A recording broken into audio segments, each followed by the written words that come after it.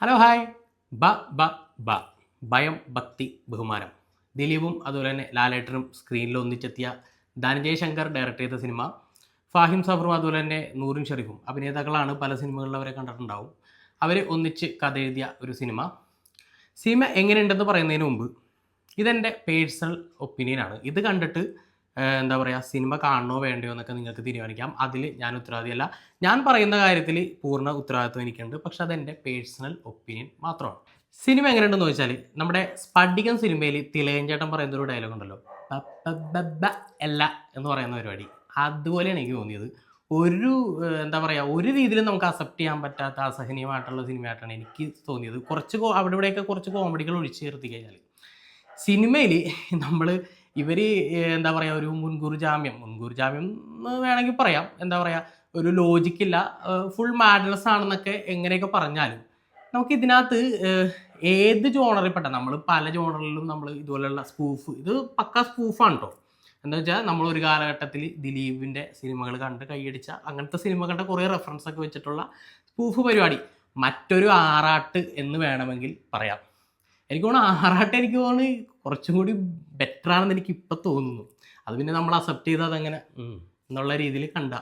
പക്ഷെ ഇത് നമുക്ക് സഹിക്കാൻ പറ്റില്ല. ഇതെന്താ സംഭവിച്ചാൽ, നമ്മൾ ഏതൊക്കെ സ്പൂഫ് പരിപാടിയാണെന്ന് പറഞ്ഞാലും, എന്താ വെച്ചാൽ ലോജിക്കില്ലെന്ന് പറഞ്ഞാലും, അതിനകത്ത് ഇമോഷണലി എന്തെങ്കിലും ഒരു കണക്ഷൻ, ഒരു സാധനം കിട്ടണം.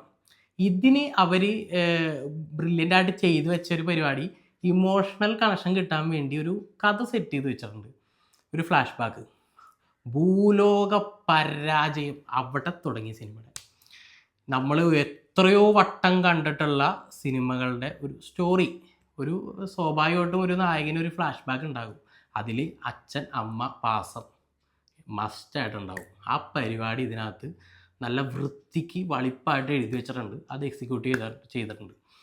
അങ്ങനെ ഒരു ബേസുള്ള ഒരു സ്റ്റോറിയിലേക്ക് എന്താ പറയുക, പുതിയ കാലത്തെ കുറേ ഡയലോഗും അതുപോലെ തന്നെ എന്താ പറയുക, ദിലീപിൻ്റെ കുറേ സിനിമകളുടെ സ്പൂഫും ഡയലോഗ്സും അതിലുപയോഗിച്ചിരിക്കുന്ന കാർ ഉൾപ്പെടെ, ഇപ്പോൾ CID മ്യൂസിയത്തിൽ ഉപയോഗിച്ചിരിക്കുന്ന കാർ ഉൾപ്പെടെ അങ്ങനത്തെ കുറേ എന്താ പറയുക മെറ്റീരിയൽസും എല്ലാം കൊണ്ടുവന്ന് റെഫറൻസൊക്കെ വെച്ച് ഒരു പാക്കാക്കി അവർ ഇറക്കിയിരിക്കുന്നു എന്നുള്ളതല്ലാതെ എനിക്കിതിൽ നിന്ന് പേഴ്സണലി എനിക്കൊന്നും കിട്ടില്ല. കുറച്ച് അവിടെ ഇവിടെയൊക്കെ കുറച്ച് ഒന്ന് രണ്ട് സാധനങ്ങളൊക്കെ നമുക്ക് ചില ആളുകൾ വരുമ്പോൾ കിട്ടുന്നൊരു സാധനമുണ്ട്. ഇപ്പോൾ പ്രത്യേകിച്ച് തുടക്കത്തിൽ നമ്മുടെ ദേവ്ജി, എനിക്കിതിനോട് പറയാനുണ്ട് പക്ഷെ ഇപ്പം പറയാൻ കഴിയില്ല എന്ന് പറഞ്ഞാൽ, ഈ അടുത്ത കാലത്ത് ഇൻസ്റ്റാഗ്രാമിലൊക്കെ ട്രെൻഡ് ആയിട്ടുള്ള ഒരു ഡയലോഗ്, അതുപോലത്തെ ചെറിയ ഒന്ന് രണ്ട് സാധനം, അത് അവരുടെ വരവിൽ നമുക്ക് കിട്ടുന്നൊരു സാധനമാണ്. അതുപോലെ തന്നെ റിയാസ് ഖാൻ്റെ എൻട്രി ആ സമയത്ത് നമുക്ക് കിട്ടുന്നൊരു രസമുണ്ട്. പിന്നെ സലീം കുമാറിൻ്റെ അഡ്വക്കേറ്റ് മുകുന്ദനുണ്ണി എന്ന് പറയുന്ന ഒറിജിനൽ എന്ന് പറയുന്ന സാധനം, അങ്ങനത്തെ നിസ്സാര ചില സാധനങ്ങളൊക്കെ നമുക്ക് കൊള്ളായിരുന്നു എന്നുള്ളത് ഒഴിച്ച് നിർത്തിക്കാനല്ലേ. അതാണ് ഞാൻ പറഞ്ഞ പുട്ടിന് പീരെ എന്നോണം കുറച്ച് തമാശകളൊക്കെ അവിടെയൊക്കെ ഉണ്ട്. പക്ഷേ പല സ്ഥലത്തും നമുക്ക് പല കോമഡികളും ചളിയായിട്ടാണ് തോന്നിയത്. പല സാധനങ്ങളും അതിൽ എക്സ്പെഷ്യലി വിനീത് ശ്രീനിവാസൻ്റെ സാധനങ്ങൾ എനിക്ക് ഒട്ടും വർക്കായിട്ടില്ല, ഒരു രീതിയിലും വർക്കായിട്ടില്ല. ധ്യാൻ ശ്രീനിവാസൻ്റെ ഒരു ഘട്ടം വരെ തുടക്കത്തിലൊക്കെ ഇൻ്റർവ്യൂ സ്റ്റാർ എന്നുള്ള രീതിയിൽ തന്നെയാണ് ധ്യാൻ ശ്രീനിവാസൻ വരുന്നത്. എല്ലാവരുടെയും എന്താ പറയുക റിയൽ ലൈഫുമായിട്ട് കണക്ട് ചെയ്ത് അങ്ങനത്തെ ഒരു സ്പൂഫും കൂടി സിനിമയിലുണ്ട്. അപ്പോൾ ധ്യാൻ ശ്രീനിവാസൻ്റെ പരിപാടി എനിക്ക് കുറച്ച് വർക്കായി. പക്ഷെ കുറേ അങ്ങോട്ട് ചെന്ന് കഴിഞ്ഞപ്പോഴത്തേക്ക് പിന്നെ ഇത് തന്നെ പറഞ്ഞുകൊണ്ടിരിക്കണം, ഇൻ്റർവ്യൂ സ്റ്റാർ. തുടക്കത്തിൽ നമുക്ക് കിട്ടുന്ന ഒരു സാധനം ഉണ്ടല്ലോ ഇൻ്റർവ്യൂ സ്റ്റാർ, അത് നമുക്ക് കൈയടിക്കാം. ഇത് ആവർത്തനം തന്നെ ഇങ്ങനെ വന്നുകൊണ്ടിരിക്കുക, ഇൻ്റർവ്യൂ സ്റ്റാർ ഇങ്ങനത്തെ പരിപാടി. പിന്നെ വിനീത് ശ്രീനിവാസൻ്റെ ഒരൊറ്റ പരിപാടി എനിക്ക് വർക്കായിട്ടില്ല. ഒന്നാമത്തെ കേസ്, വിനീത് ശ്രീനിവാസൻ്റെ ഒരു അപ്പിയറൻസും പരിപാടിയൊക്കെ വെച്ചിട്ട് ആകെ ഒരു ചെന്നൈ റെഫറൻസ് മാത്രം കൊള്ളാം, നോ മോർ ക്രിഞ്ച് എന്ന് പറയുന്ന പരിപാടി. അതല്ലാതെ ഒരു പരിപാടി എനിക്ക് വിനീത് ശ്രീനിവാസൻ്റെ വർക്കായിട്ടില്ല. പിന്നെ ലാലേട്ടനിലേക്ക് വരാം.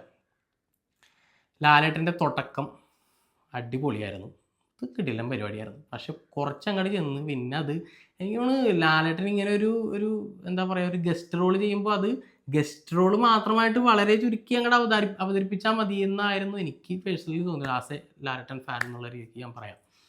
കുറേ അങ്ങോട്ട് ചെന്ന് പിന്നെ ഇത് ഇങ്ങനെ വലിപ്പിച്ച് പിന്നെ ഒരു ഫൈറ്റ് ഉണ്ട് കാട്ടിക്കിടന്ന്, പൊന്നേ. പിന്നെ ദോഷം പറയരുതല്ലോ, VFX നല്ല കാട്ട ശോകമായിരുന്ന VFX ഇതിനകത്തുണ്ട്. വർക്കായ VFX ഉണ്ട് കേട്ടോ, നമ്മൾ അങ്ങനെ എല്ലാത്തിനും നെഗറ്റീവ് പറയുന്നില്ല. അങ്ങനെ പോകുന്ന ഒരു പരിപാടി.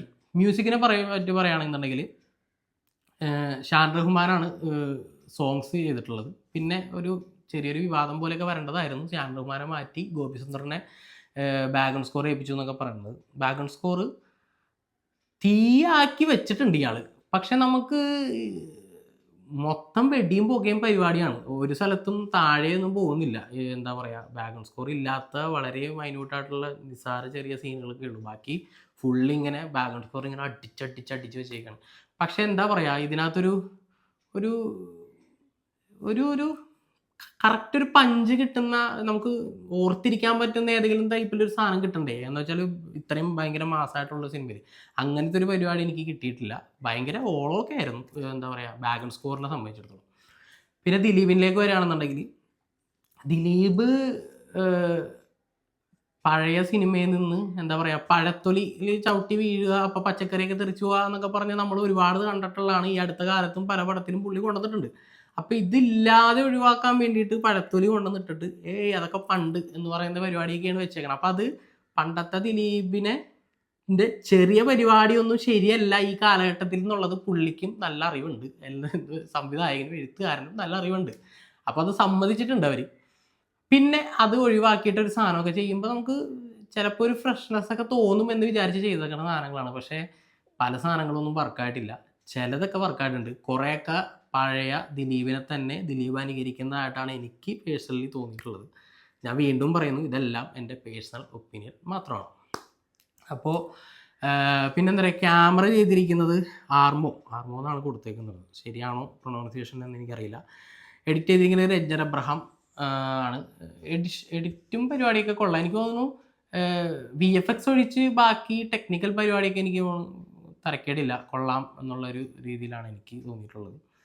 പിന്നെ ഒരുപാട് അതല്ലാതെ തന്നെ ഗില്ലി റെഫറൻസ് വരുന്നുണ്ട്, അതിൻ്റെ വണ്ടികൾ വരുന്നുണ്ട്. പിന്നെ തമിഴ് സിനിമയുടെ ഒരുപാട്, വിക്രം പോലെയുള്ള ഒരുപാട് സിനിമകളുടെ റെഫറൻസ് ഒക്കെ എടുത്തു വെച്ചിട്ടുണ്ട്.